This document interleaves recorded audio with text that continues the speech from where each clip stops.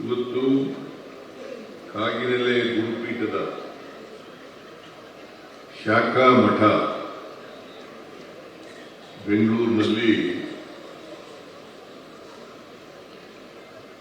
ನಿರ್ಮಾಣ ಮಾಡಿ ಅದರ ಉದ್ಘಾಟನೆ ಮಾಡ್ತಾ ಇದ್ದೀವಿ. ನಾನೇ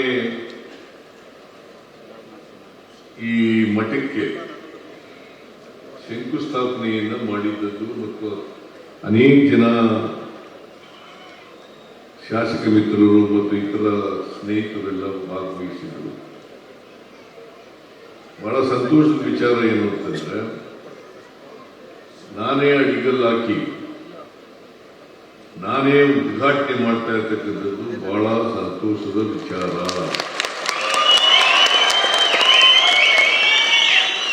ಈ ಶಾಖಾ ಮಠವನ್ನ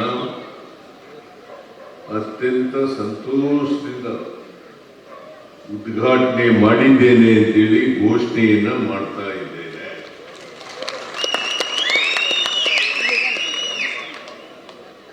ಬೆಂಗಳೂರಿನಲ್ಲಿ ಒಂದು ಶಾಖಾ ಮಠ ಇರಲಿಲ್ಲ. ನಾವು ಬನಶಂಕರಿ ಶ್ರೀನಿವಾಸ ನಗರ ಅಲ್ಲಿ ಒಂದು ಕಟ್ಟಡವನ್ನು ನಿರ್ಮಾಣ ಮಾಡಿದ್ರು. ಈಗಲೂ ಕಟ್ಟಡ ಇದೆ.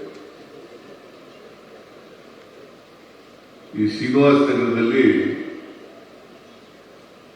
ಸ್ವಾಮೀಜಿಗಳು ಬಂದ್ರೆ, ಯಾಕಂದ್ರೆ ಕಾಗಿನೆಲೆನಲ್ಲಿ ಇರ್ತಕ್ಕಂಥದ್ದು ಗುರುಪೀಠ. ಇಲ್ಲಿ ಬೆಂಗಳೂರು ಬಂದ್ರೆ ಅವರು ಉಳ್ಕೊಳ್ಳಿಕ್ಕೆ ಒಂದು ಜಾಗ ಬೇಕು ಅಂತೇಳಿ ಆ ಭವನವನ್ನ ನಿರ್ಮಾಣ ಮಾಡೋದು. ಆಮೇಲೆ ಅಲ್ಲಿ ಯೋಗ್ಯ ಅಂತೇಳಿ ಕಾಣಿಸ್ಲಿಲ್ಲ. ಹಾಗಾಗಿ ಇಲ್ಲಿ ಒಂದು ಬೆಂಗಳೂರಿನಲ್ಲಿ ಮಠ ಬೇಕಾಗಿತ್ತು. ಕಾಗಿನೆಲೆ ಗುರುಪೀಠದ ಸ್ವಾಮೀಜಿಗಳು ನಿರಂಜನಾನಂದಪುರಿ ಸ್ವಾಮೀಜಿಯವರು ಮಹೇಶ್ ಅವರನ್ನ ಭೇಟಿ ಮಾಡಿ,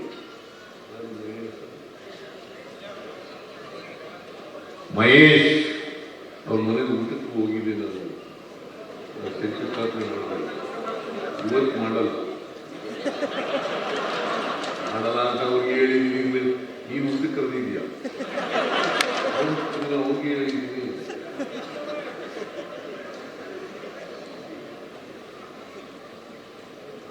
ನಾನು ಊಟ ಮಾಡ್ತಿದ್ದೆ, ಆದರೆ ಬೇರೆ ಫಂಕ್ಷನ್ ಇರೋದ್ರಿಂದ ಮಾಡೋಕ್ಕಾಗ್ತಾ ಇಲ್ಲ. 4 ಗಂಟೆಗೆ ಇನ್ನೊಂದು ಫಂಕ್ಷನ್ ಇದೆ, ಆ ಫಂಕ್ಷನ್ನಲ್ಲಿ ಭಾಗವಹಿಸಬೇಕಾಗಿದೆ. ಹಾಗಾಗಿ ಊಟಕ್ಕೆ ಬಂದರೆ ಬಹಳ ಸಮಯ ಹಿಡಿತದೆ.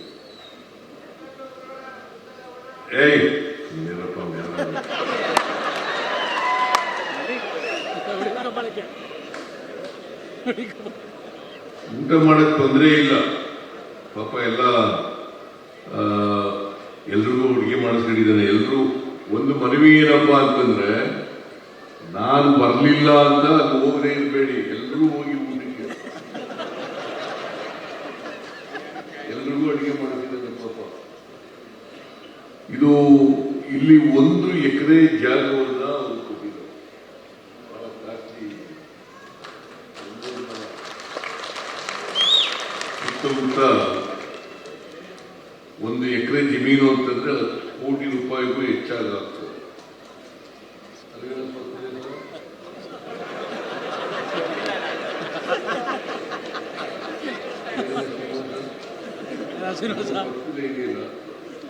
ಎಷ್ಟು ರೇಟು?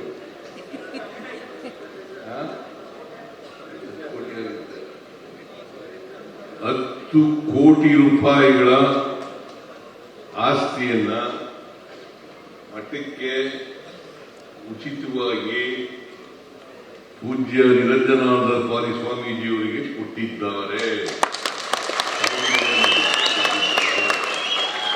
ಅದಕ್ಕೋಸ್ಕರ ಮಹೇಶ್ ಮತ್ತು ಅವರ ಕುಟುಂಬ ವರ್ಗದವರಿಗೆ ಕುರುಬ ಸಮಾಜದ ವತಿಯಿಂದ, ಹಿಂದುಳಿದ ವರ್ಗಗಳ ವತಿಯಿಂದ, ದಲಿತ ವರ್ಗಗಳ ವತಿಯಿಂದ, ಅಲ್ಪಸಂಖ್ಯಾತರ ವತಿಯಿಂದ, ಎಲ್ಲ ಬಡವರ ವತಿಯಿಂದ ಅವರಿಗೆ ಅನಂತ ಅನಂತ ಧನ್ಯವಾದಗಳನ್ನು ಅರ್ಪಿಸಲಿಕ್ಕೆ ಬಯಸ್ತಾ ಇದ್ದಾರೆ.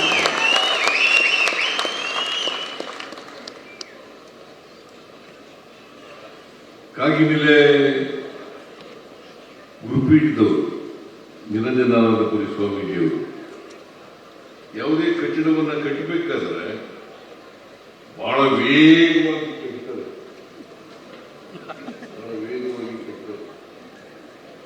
ಇದನ್ನು ಕೂಡ ವೇಗವಾಗಿ ಕಟ್ಟಿರೋದು ಬಹುಶಃ ನಾನು ಮುಖ್ಯಮಂತ್ರಿ ಆಗಿದ್ದಾಗಲೇ ಇದಕ್ಕೆ ಅಡಿಗಲ್ ಹಾಕಿದೆ ಅಂತ ಅನಿಸುತ್ತೆ.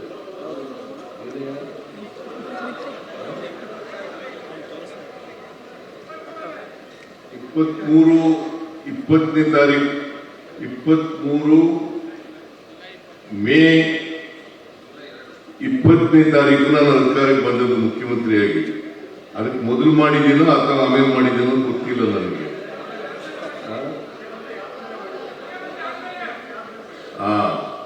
ನೋಡಿ, ಜುಲೈ 2 ಅಂದ್ರೆ ನಾನು ಮುಖ್ಯಮಂತ್ರಿ ಆಗ್ತಿದ್ದೆ.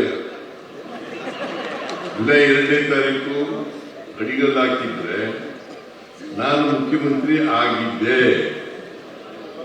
ಆಗ ಅಡಿಗಲ್ ಹಾಕಿದ್ದು 2 ವರ್ಷದಲ್ಲಿ ಇದು ನಿರ್ಮಾಣ ಆಗಿದೆ. ಪೂಜ್ಯ ಸ್ವಾಮೀಜಿಯವರು ಅನೇಕ ಭಕ್ತಾದಿಗಳಿಂದ, ಮಠದ ಭಕ್ತಾದಿಗಳಿಂದ ವಂತಿಗೆಯನ್ನ ವಸೂಲು ಮಾಡಿದ್ದಾರೆ. ಅದರಲ್ಲಿ ನಮ್ಮ ಬೈತಿ ಸುರೇಶ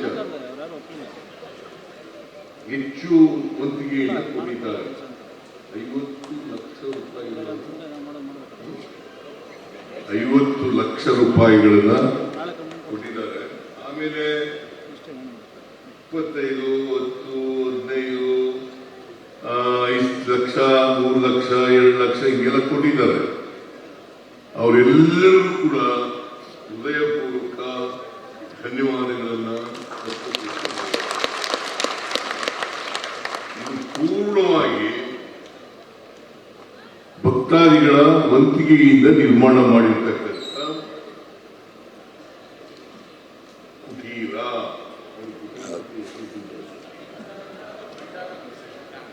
ಭಕ್ತರ ಭಂಡಾರದ ಕುಟೀರ ಅಂತ ಹೆಸರಿಟ್ಟಿದ್ದಾರೆ.